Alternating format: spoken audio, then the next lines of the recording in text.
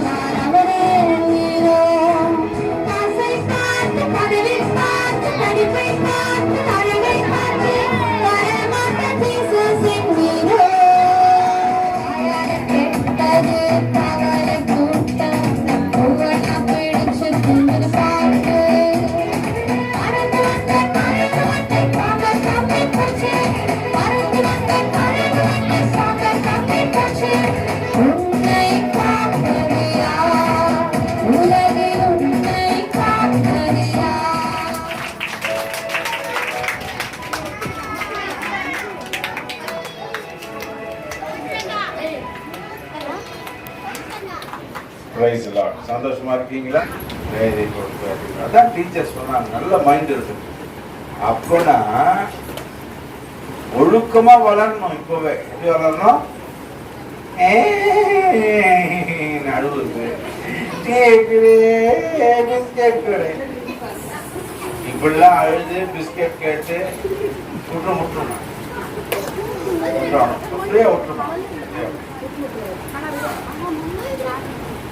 அந்த மாதிரி எல்லாம் வந்து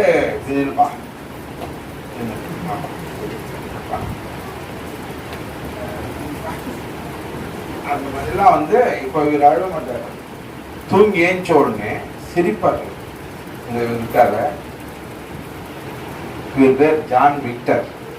இவர் பேர் ஜான் விக்டர். இவர் எழுந்துலாம் அழ மாட்டார்.